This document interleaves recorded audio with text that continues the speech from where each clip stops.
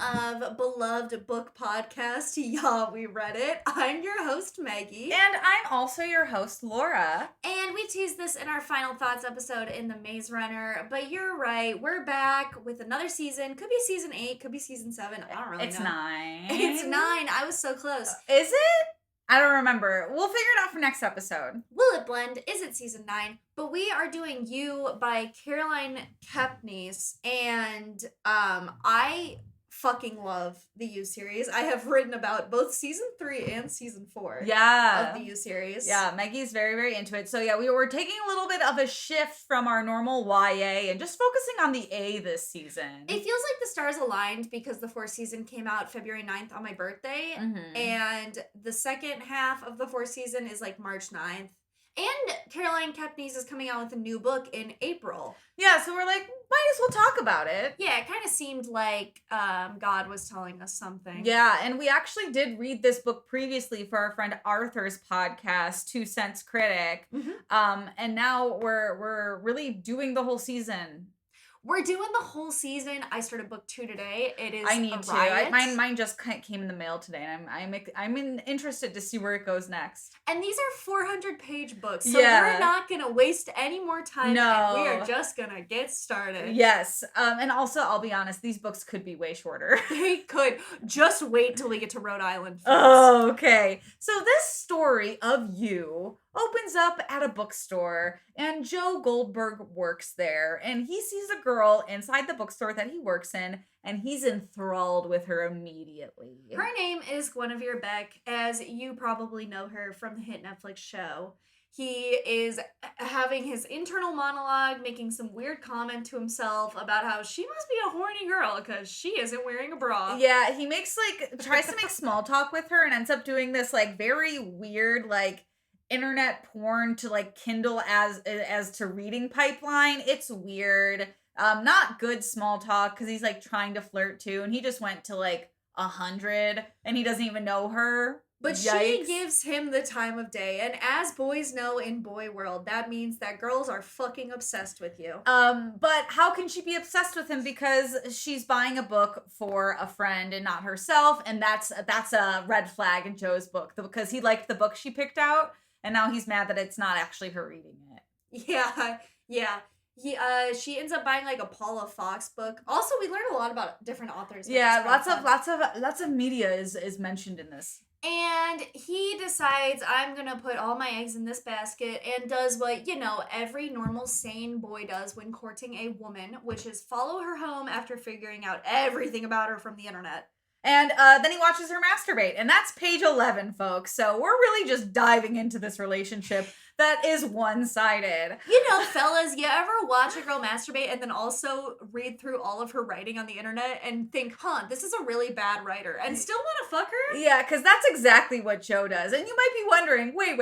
They're in New York City. How is he watching her masturbate? Don't worry, everybody. Guinevere Beck just masturbates loudly with the windows open on her ground level apartment so Joe can easily watch from across the street. Oh, she beats her cat nonstop. And she's in this apartment building that's meow. Meow. Claws out. Pussy hat on. And she is in this kind of subsidized building that is provided to her through Brown University because she is getting an MFA in fiction there. And Joe kind of figures out that Beck might not really be from money. It seems like her dad started a taxi service in New Jersey, and she's maybe, I would say middle class. Yeah. And by page 14, he does end up watching her have full-on sex with someone. So we're just getting all of it out of the way. Yes. We also learned that there's this girl, Candace, which was his last obsession. And he had to play a trick of pretending to be a record guy, and he ended up coming clean about it. And things didn't end well with that. Yeah, it seems like he just maybe did something very sinister with Candace's brother, but he did, honestly got her number in a very smart way, which was just pretend to be a booker and then befriended an assistant at this record label and emailed her. Honestly, you have to find your ins. He's pretty smart. I gotta give it to him. Joe is savvy. That's a good word for him. Joe is savvy. And Joe, being savvy, decides, how am I gonna get into Guinevere Beck's apartment to steal some things for my own joy? He fakes a gas leak and pretends to be her boyfriend. So the person investigating the gas leak lets her in, so it lets him in so he can just go in and steal some things from her. Yep. For his little trinket collection of her. He gets a little intel on her life and what it's like. And on top of this, he also is like, how am I going to facilitate an in real life bump-in? So he goes to her because he's like, I can't be a booker. I did that last time. I can't be a booker. I've snuck into her apartment. We're already 0 to 100. So funny. So he goes to a reading of one of her essays, and like this poor girl, as if Joe already doesn't consider her a bad writer, he overhears her friends Lynn and Chana, who both hate her writing. And also hate her just kind of affinity with her ex Benji. Her friends are shit-talking to no end. They're shitting on Beck for being talentless, not a good writer, saying thank God her other friend Pearl isn't here. Like, just being very mean. Oh, man. But it's like, if her writing is actually bad, can you blame her friends? Oh, no. I think they're just keeping it real. They are. It's very funny, though. So she reads this story about these cowboys she wrote. She goes off stage, and her friends are like, wow, I didn't realize that you knew so much about cowboys. And she's like, I don't. And starts having a panic attack and drinking really hard until it's like 3 a.m. and she has to leave. Yeah, because she's also really stressed that Benji isn't there because she's obsessed with this guy that doesn't actually love her. So drunk Beck is going home on the subway, as one does, and Joe, of course, followed her there. And Beck is so drunk that she straight up falls into the train tracks. And Joe, savior of us all, has to go and rescue her. Yep, so he gets her out of the train tracks. They go in the taxi back to her place, and she's like, uh-oh. I kind of remember you from a bookstore that I went to. But it's only after, like, guessing a while, and he diverts the situation so well. He's like, I work at a bar, and it's just bad news bears, because Benji, tragic name, comes to show up, and he's like, oh, thanks, man, am I right? I mean, that's just Greenpoint. But Joe does steal Beck's phone. Yes, that's an important part of the plot that we will divulge into soon, because before we get to more of the plot, we gotta do a flashback and introduce the book cage, famed in the TV show. Yes.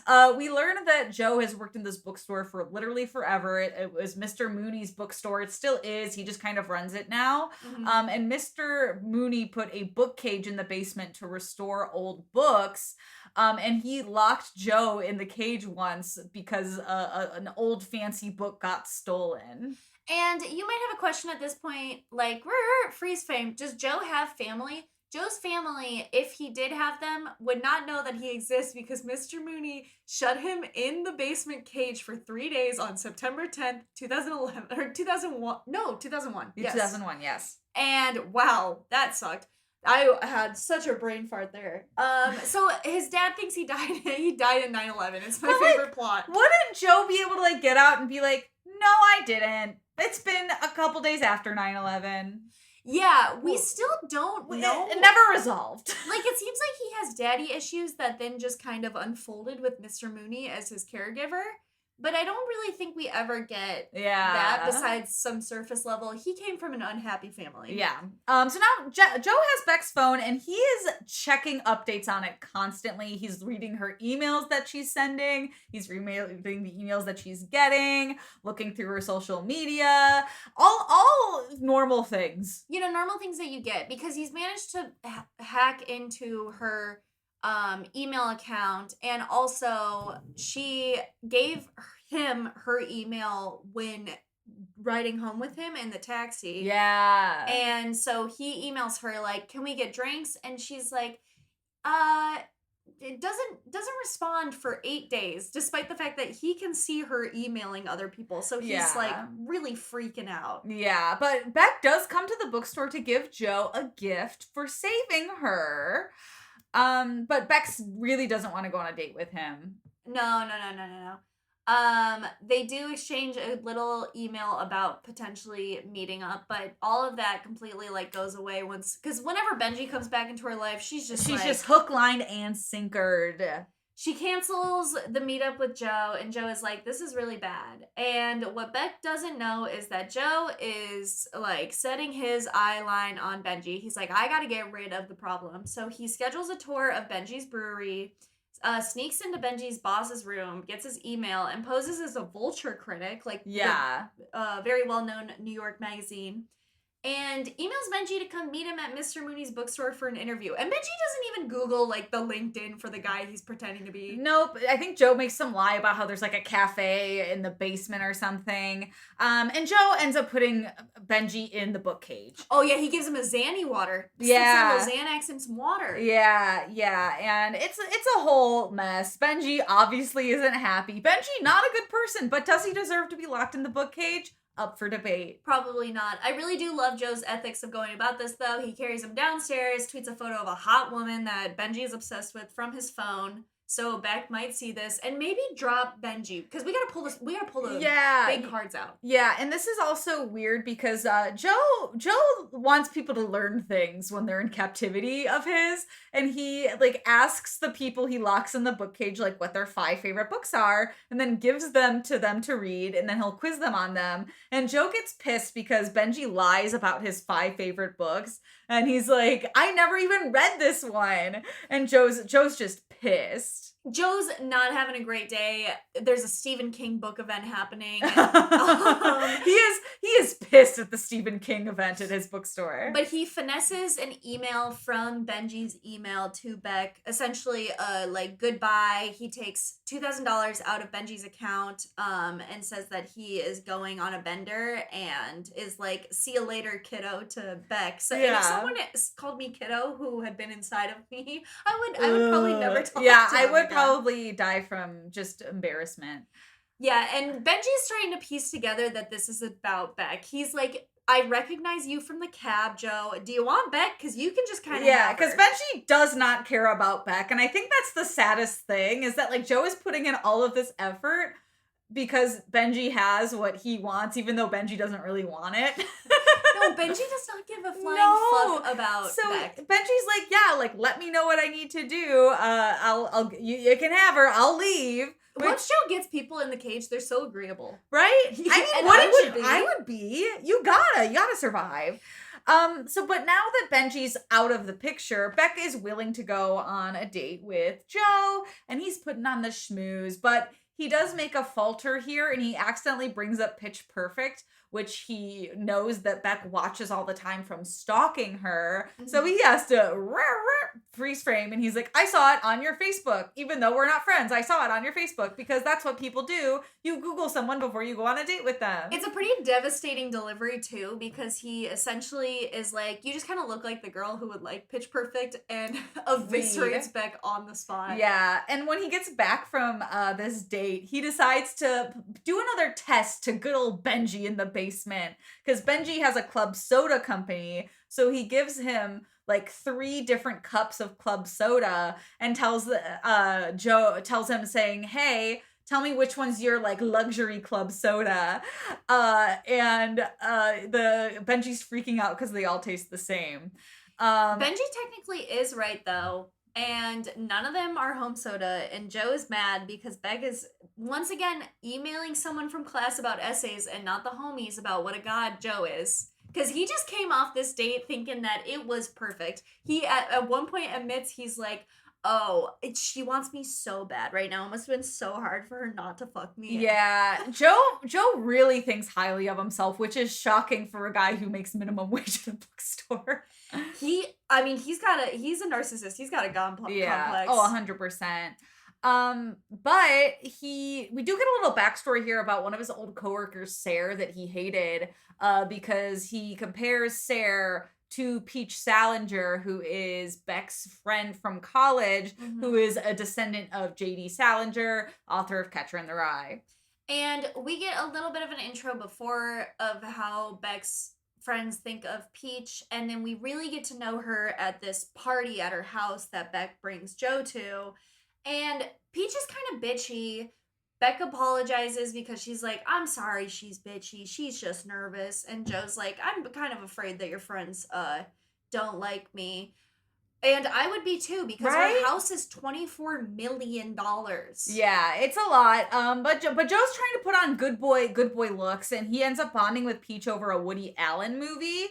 And it ends up turning not good very quick. It just turns into a weird pretentious fight between the two of them rather than a bonding moment. And he kind of saves it by toasting her. Yeah. I do love, because since we know that Joe's a bad guy and Peach is just kind of a bitch, I do love that Peach will just do the really petty jabs of being like, oh my god, yeah. Oh, you poor thing. You must have had such a hard time just reading books being a public school kid. Yeah, she'll be like, oh my god, that's so right up your alley since, you're poor. Like, essentially. Like, oh, you would be interested in that. Oh, she's such a cunt. I love it. Oh, it's hilarious. She's a well-written cunt, and we love that. Oh, for sure. But Beck does kiss Joe at this party, and Joe's like, oh yeah, she wants to bone. And then immediately sees an email that she sent her friends telling them that Joe is way too intense and that she really misses Benji. So Joe is now pissed. He's really pissed. She is also admitting that she's like, I need to get an IKEA bed to her friends. Like, do you think that I could maybe get Joe to like come to IKEA with me and get this bed? And so she asked Joe, and he's like, okay, it's a day date. Like, I feel like I'm being demoted. But he agrees because he's like, maybe I can have my cute 500 Days of Summer moment with her. They take the ferry there. She kind of opens up about her family, says both her parents are dead. They're sitting close.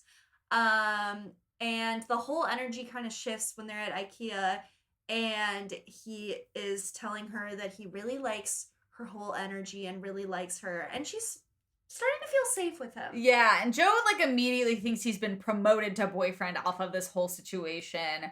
So big yikes. We also get this ladle story because she really wants a ladle, and it's the story about how her dad used to make, pancakes. And Joe's mad because it's not a sexy story. It's not a sexy story, and also he's mad because earlier on Benji was like, oh, that ladle, I used to spank her with it, and Joe was like, duh, she hasn't even mentioned the S word to me yet. But they do end up hooking up at Beck's house. They don't do sex, but they're like making out at her apartment after they get this whole new bed situation. But Peach interrupts because she's in turmoil. Peach is definitely like a hypochondriac. And Beck, since Peach is rich, will do anything for Peach because Beck really wants to be rich. Yeah. So she gets Joe to, build the bed and then go get food for Peach while, Beck just consoles her, which is honestly whipped. That's so funny. I know. I would be like, do I even want to fuck this guy if he's doing this for me? Yeah. Sorry. It's a mental illness. So he comes back and brings the food, and he's just like so annoyed. He's like, you know what? I gotta take all my frustrations out on my little boy in his cage. So he goes back to tend to Benji, and by tend to Benji, I mean kill him with a peanut allergy. Yeah, and he was really like being like, I'm gonna leave it up to Benji if he told me the truth or not by giving him peanut oil. If he died, he was telling the truth, and if not, he was lying. Hey, you know what? I still have empathy for Joe at this point, because sometimes when my ex would piss me off, I was just like, it would be so easy.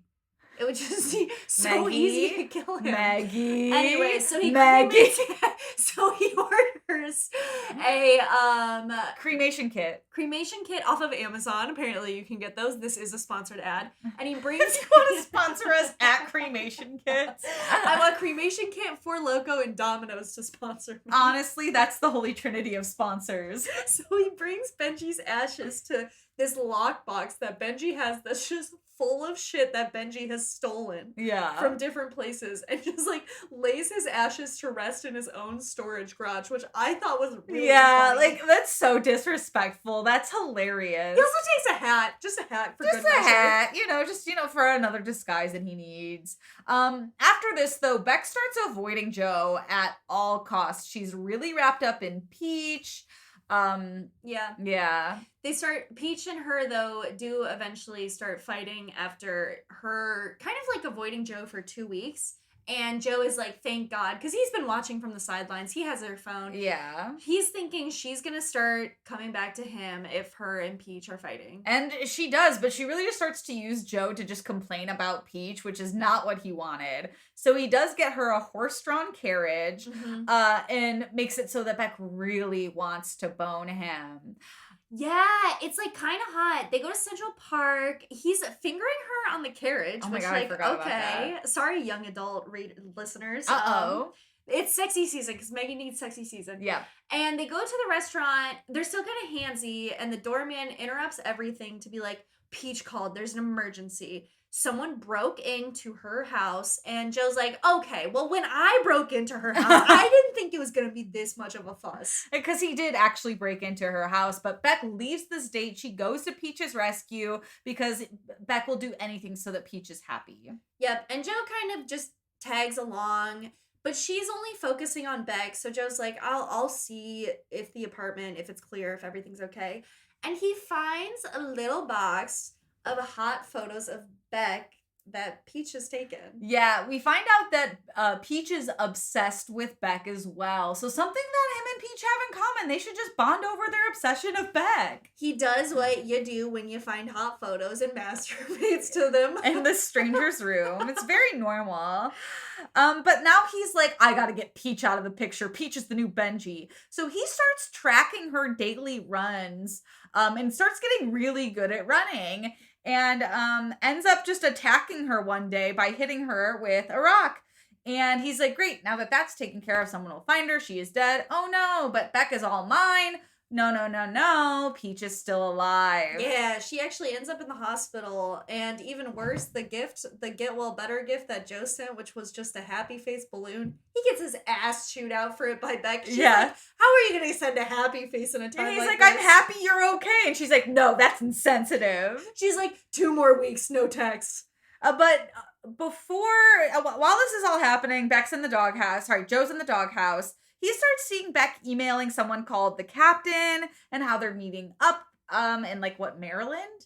Connecticut, basically the same. And Joe can't just stand idly by while she's sending emails to a captain. He's got to go to Connecticut too. So he borrows Mr. Mooney's car and ends up following her to a Charles Dickens festival.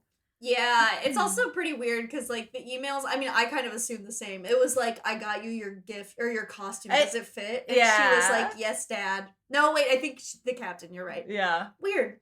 So, he gets a costume to stalk this girl who he took a ferry out of town for, as you do.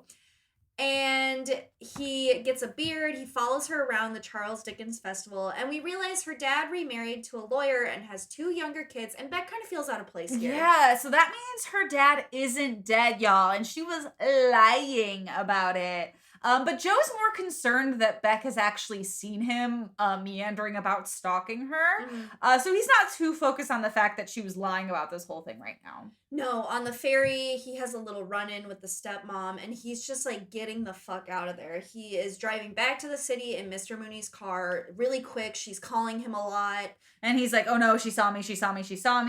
But then Beck shows up at his apartment in full costume.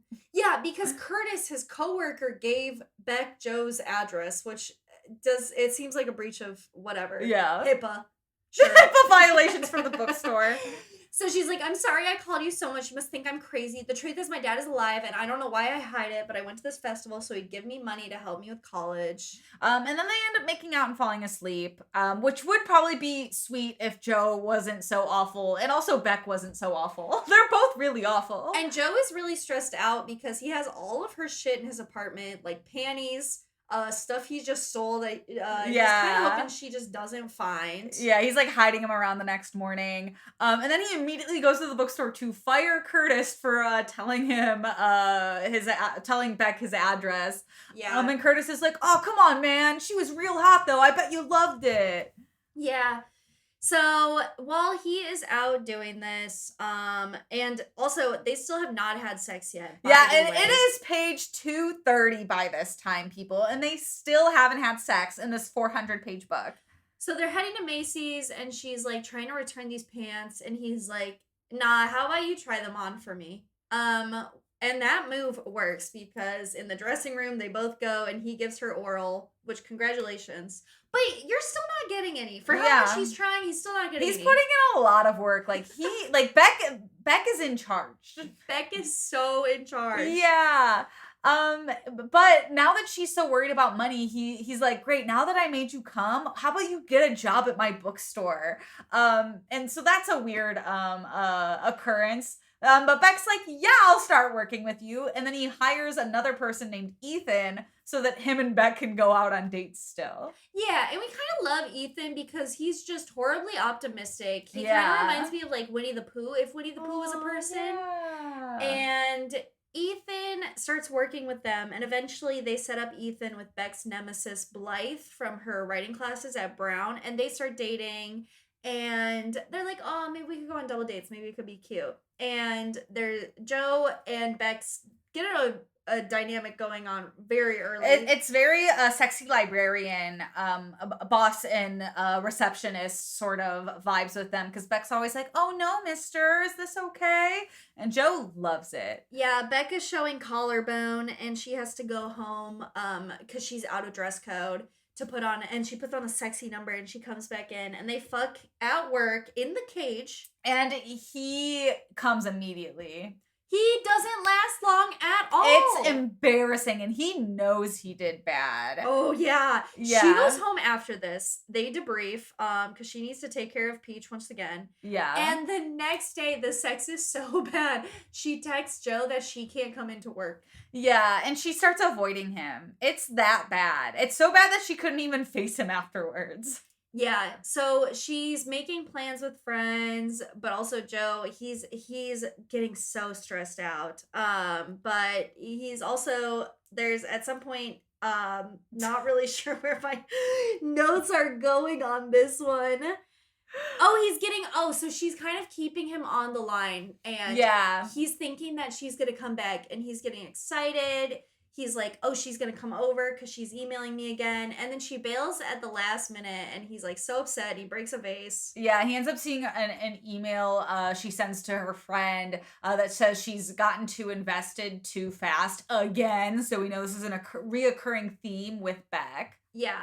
So Joel, at this point, he's just losing his Marble's gone. I mean, his mind was already gone. Like, how can he already lose what was never there? That is true. Poetry. He's reading an email from Beck to someone saying she misses him, Mrs. Joe in particular. So he's like, okay, maybe I'm on the come up. Like, he's putting a lot of stakes in Beck right now. No. She's gonna go on vacation instead. And she goes to a vacation at a beach house with Peach to clear her head because everything's so confusing right now.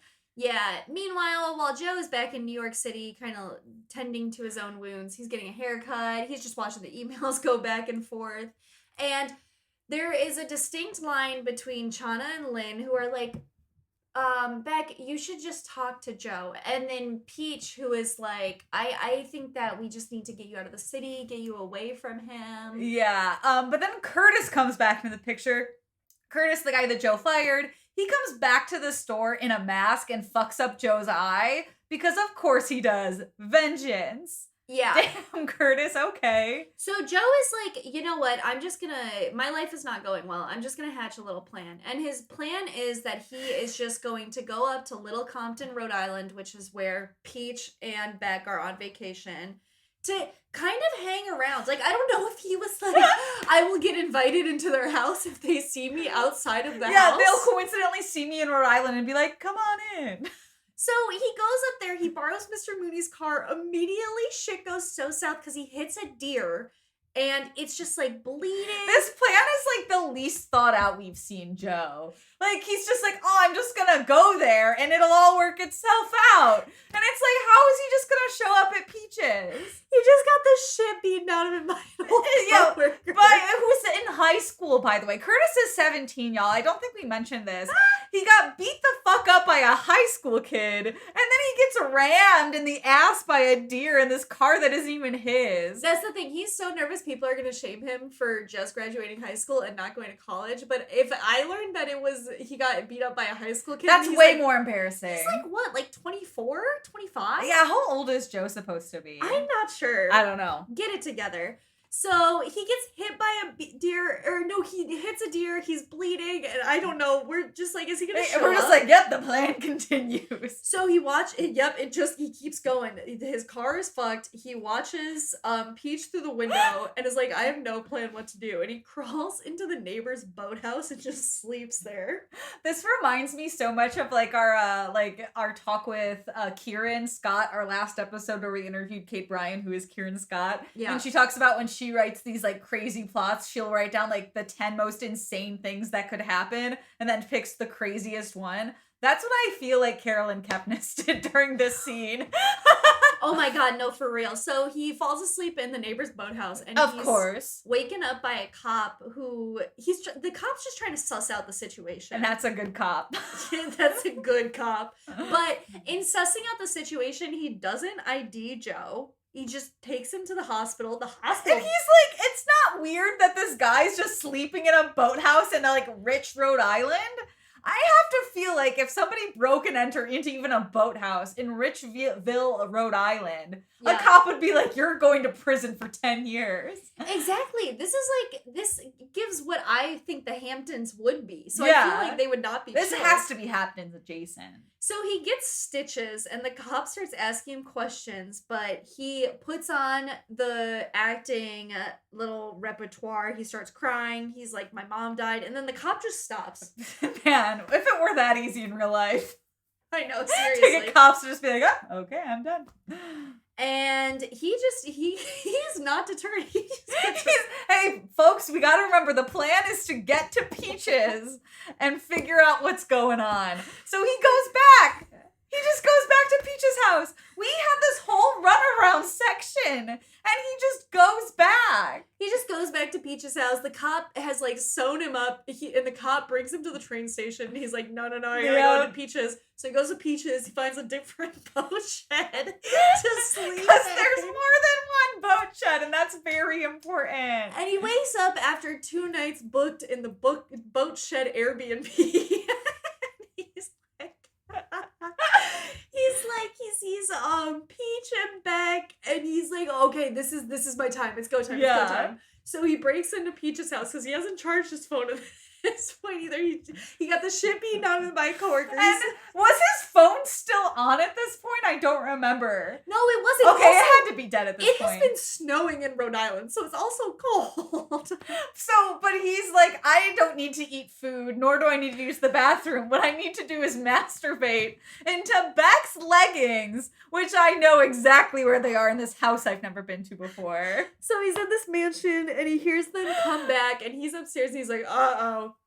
And Beck is crying because they're reading a message from Benji's parents about how Benji is presumed dead. Because his boat in Nantucket was crashed.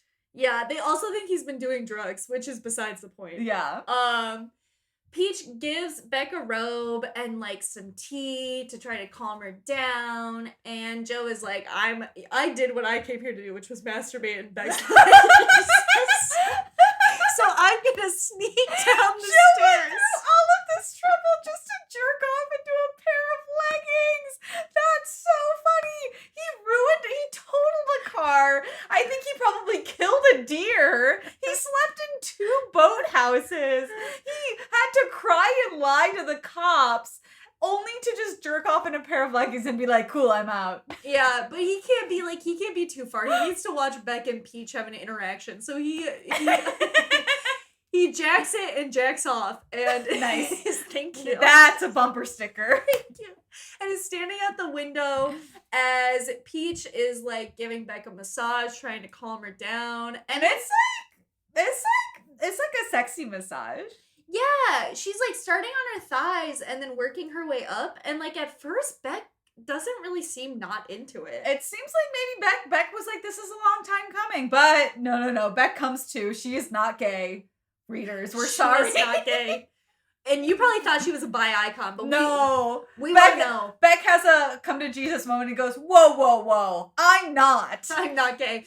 And maybe she was, but our beautiful straight butterfly was killed too early on in her journey to fly. Aw. So, hey, we've all seen the Netflix show. It's not a spoiler. Yeah. So Peach snaps. She blames Beck, being like, "This is why guys don't like you." And Beck cries and calls Chana to come get her. And Peach just stomps her little way down the beach. She's like, "I gotta run because I need to burn off my anger." Because Peach is so mad that Beck would dare reject her. But Joe's also walking down the beach, knowing that Peach will be there somehow. And he admits that he drowned Candace after she tried to break up with him. So yeah, it just kind of floated her out to sea too. And guess what? They are right by a sea. So I think Peach is kind of getting the idea. Yeah. She starts. I'm sorry. Like, what was his logic being like, "Oh, Peach, thank God you're here on this beach that I'm also on. I killed someone here." On a beach. Can you believe it? Yeah, speaking of beaches, like, oh my God. So Peach starts running away and Joe grabs her and pushes her face head down in the sand. Ostrich edition. Exactly. You know, ostriches stick their heads down into the ground. That is Peach now. Yeah. And she is like piecing together that he was the one that knocked her over the head when she was running. And she's like, "You." And then she just kind of like lets him just kind of smother her until she's dead, which I kind of thought was like Weird. I thought it was kind of terrifying. Yeah. Where she was just like so mad, and I was like, "Oh, is she actually gonna die? Is she gonna come back with like the biggest revenge?" Yeah, that's so true. I thought it was really, but that bitch dead. Yeet. Yeah. So he emails back an email from Peach. She's got 2 phones now, people. He's got 2 phones. He can talk as Peach to Beck and Beck to Peach. But yeah, he really can. He really can. He can just full circle it. You know, when I was in middle school, my best friend across the street was really popular, and she was like, "You could make me a MySpace, and I could use it sometimes." And I was like, "Okay." So I made her a MySpace, and I put me in her top MySpace friends to hope that other people would want to hang out with me, and then I would interact with myself on my wall from her. Wow. Kind of like that. That's working smarter, not harder. Exactly. Social climber. But he emails Beck as Peach saying that she's gonna need some space and needs to take some distance and yada yada yada. Yeah, and then he throws Peach's phone in the water. As one does. Stuffs rocks into her pockets. Because okay, how many pockets did she have? If she's gonna sink, like, I'm picturing my girl-ass coat from fucking Target. You could put, like, 4 rocks in it. That's the other thing, too. Once again, it snowed in Rhode Island, and then at one point they wake up and all the snow melted. So it's like running weather on the beach.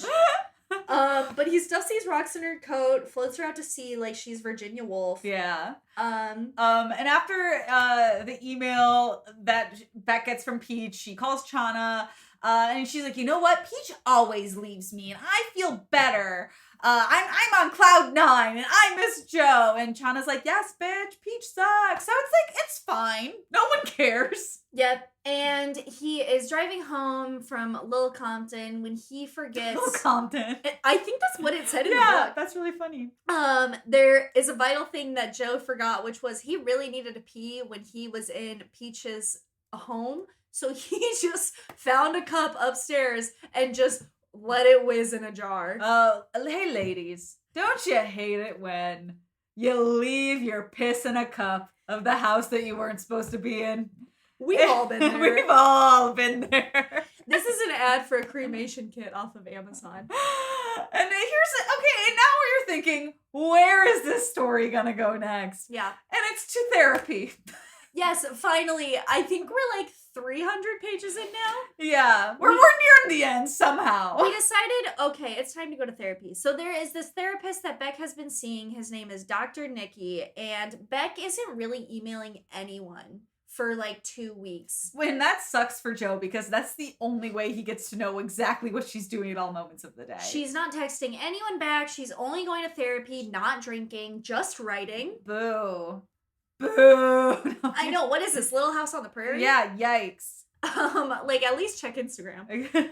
So he's like, fine, I'm going to start going to therapy too. And so he also starts seeing Dr. Nikki. As one does. And he actually starts really liking him. And Nikki's like indicating that he needs to stop obsessing over things, which is like a thing a good therapist would say. And he's like, hey, you should start spreading yourself around more. And Joe ends up meeting a different girl. He does. He meets Karen Minka, I think her last name is. I forget. And they flirt, and then they fuck on the train at like 4 a.m. Hot. Very hot. And this is, it's a healthy situation. Joe isn't stalking her. And she brings him coffee the next day. And they end up like dating for 7 weeks. Which is a long time. And Beck is still radio silent. And so you're like, oh, maybe he's moving on. But he's going to therapy and he's kind of realizing the only thing he likes about Karen is the fucking. Because she also really likes King of the Hill and he hates that.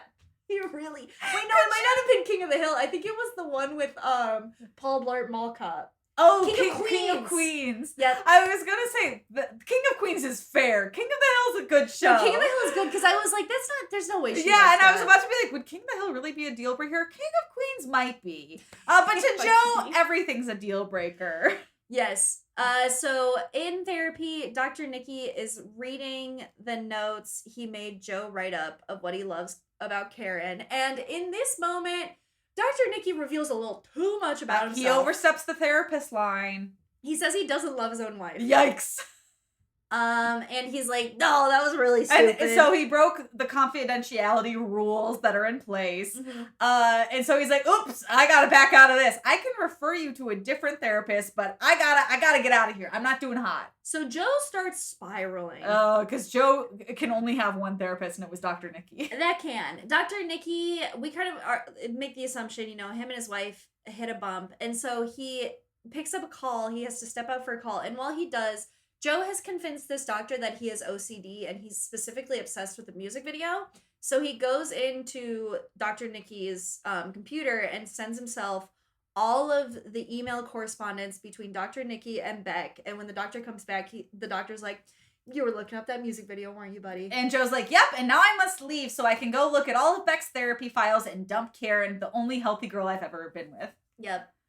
Joe is listening to these tapes between therapist and Beck and is realizing the therapist was falling and is currently falling for Beck. And Beck might be falling in love right back. Oh no. So he gets off the train and goes to Karen's stoop, and he's really annoyed that Beck would even think about loving someone other than him. So he breaks up with her and she runs away crying and leaves the food that she had behind. Yeah. That's such a bummer. Karen got dumped and left her food. You at least keep your dinner, Yeah. You might not keep your dignity, but your dinner will always be there for you. So Joe is on to the next one. He is going to kill Dr. Nikki. He's dropping his kids off at school. Dr. Nikki is.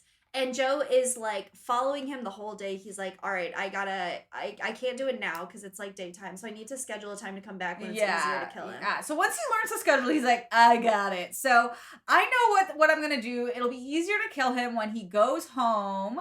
But then a cop's on his stoop.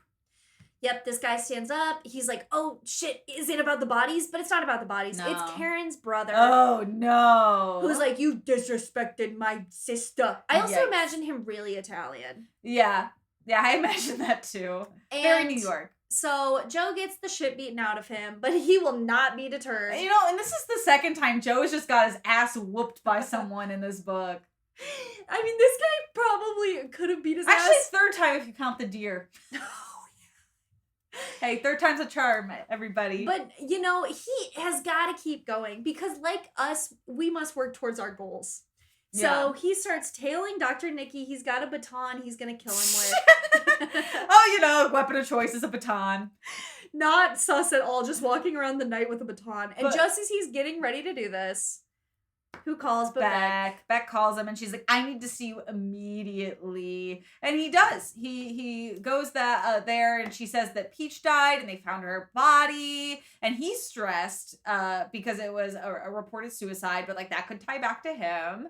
And she admits to Joe that Peach had tried to fuck her and like she's really blaming herself for Peach's death. So this is a lot of layers. Oh yeah, Beck's going through. Could you imagine not talking to someone for 3 months that you had sex with once and then just trauma dumping all of this on them?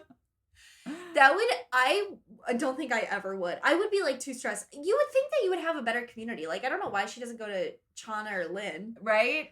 But she doesn't. Even go to Blythe. Go to your enemy. Chana and Lynn can't know that a girl came on to her. It's like she goes to Joe about this and then also being like, I've been lying to everyone about my dad being dead. It's weird. It's like you'd think she would like choose like anyone else. Like maybe her therapist. But Joe and Beck saying that Peach came on to her and Joe was like, who wouldn't? You're gorgeous. Beck is like, that was hot. That was a good answer. So they have sex. They have sex. And things are fine now. Yeah, they're better than fine. They're spending 8 consecutive days together. Just sexing and hanging out. And it's all just like really intense of all of this. And they're reading books together and they're like, oh my God, this is an everything ship together. Yeah. And they're just having a bunch of sex. And she says that she loves him. Like this is a lot. She's love bombing him like 100%. Yeah, so things after this kind of cool down. She's not as eager for sex as much. They don't text as frequently. He starts freaking out. He sees her emailing, but doesn't see it on the phone of hers that he has. So she must not be emailing, but she is emailing. No.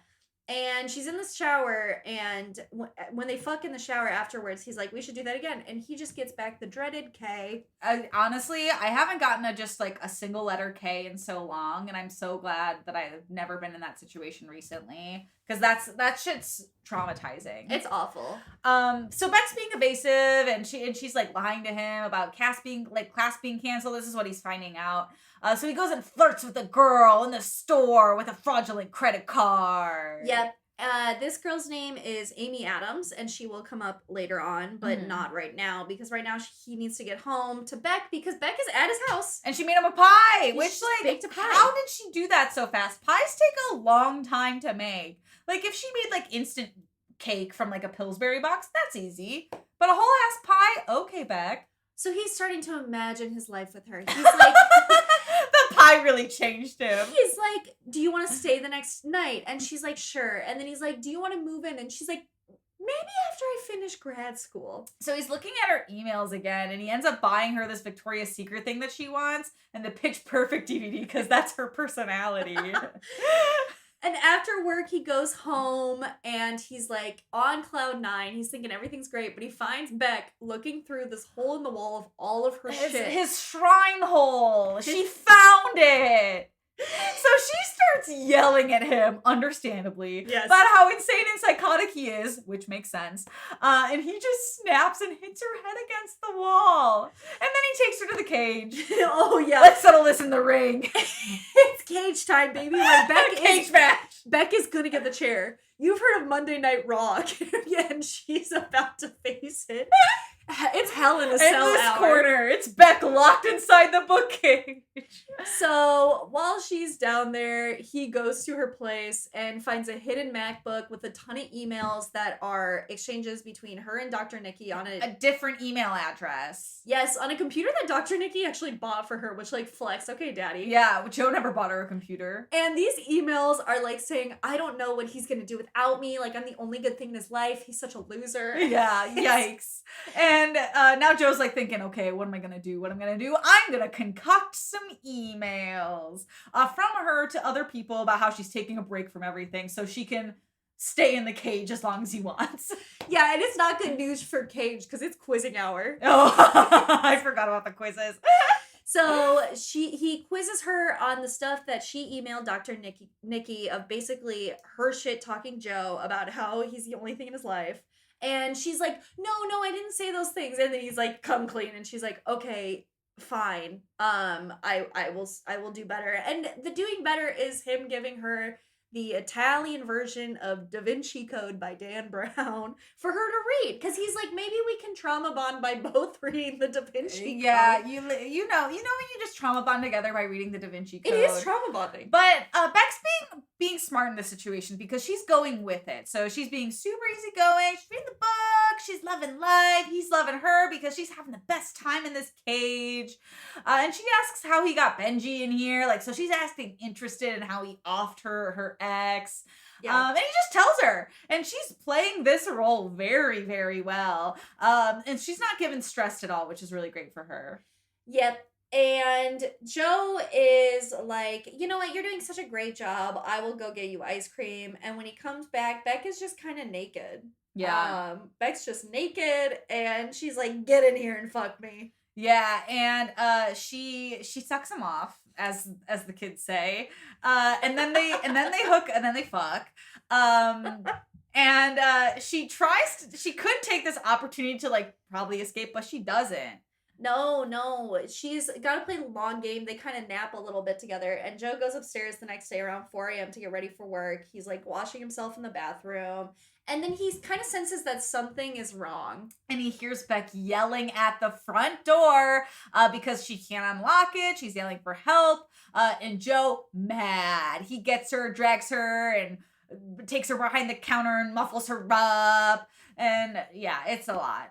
It's crazy. She's like, oh, this is when I disappear, don't I? And he's like, don't say that. And then she tries a new tactic. So before it was like flirting, like, how'd you get your big sexy arms to take Benji down here and kill him? And now it's like, no, you don't get it. I'm a bad writer. I'm like so bad. Like, you could never love me. And he's like, don't say that. And he starts choking her because he's like, I do love you. Yeah, he chokes her so hard because he loves her so much. And he ends up killing her, but he's like, damn, but I really loved you. But that love fades fast because he starts going through her Da Vinci Code, realizing that she didn't actually read it, but knew the passages, so maybe she read it previously. Yeah. And she's still not breathing, but she comes to because she actually tricked him. Fake out.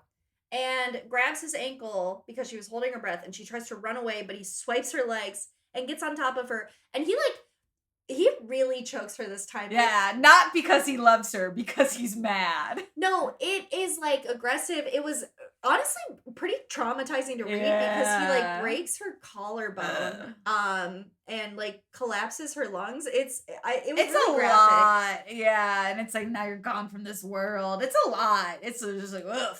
Yeah.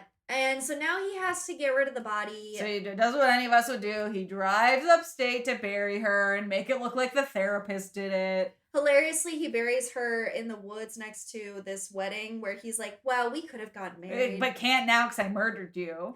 And, you know, the story makes it to the New York Post that he somehow successfully framed Dr. Nikki for murdering Beck. That's so sad. He also gets an invite to Ethan and Blythe's wedding, so like there's some silver lining. There was one silver lining. And as the story closes, we end on the girl with the fraudulent credit card, Amy Adams, walking into the bookstore, flirting with Joe, and he's like, wow, I'm ready to fall in love again. Wow. And I'm surprised we summarized this book as quickly as we did, because again, it's almost a 500-page book.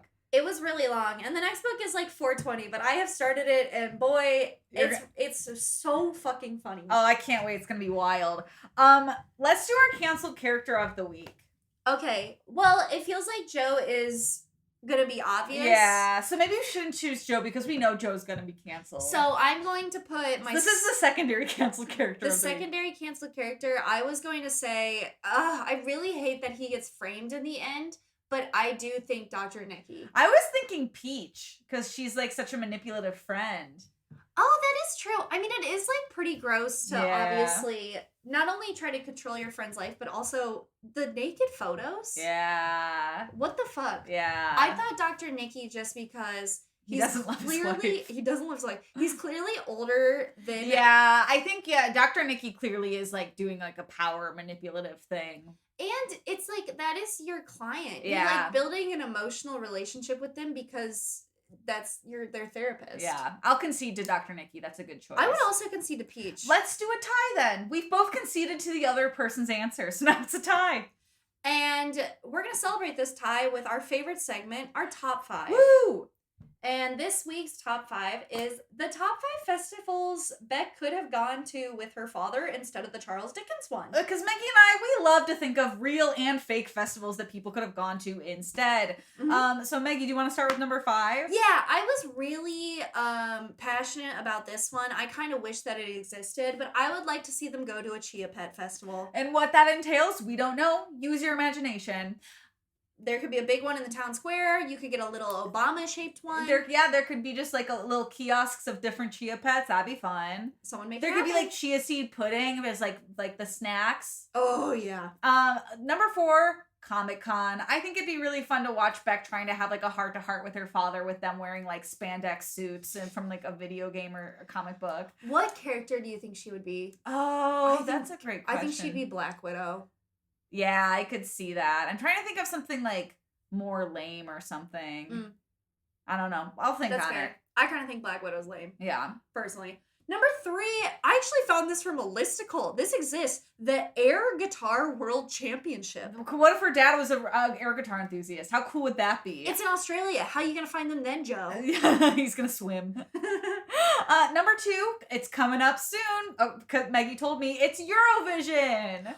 I don't know anything about it, but I saw the movie with Will Ferrell. I need to watch that still. It is so good. Love Eurovision. I love Eurovision. Love the concept of it. And coming in at number 1, one we're both very passionate about, hot dog eating contest.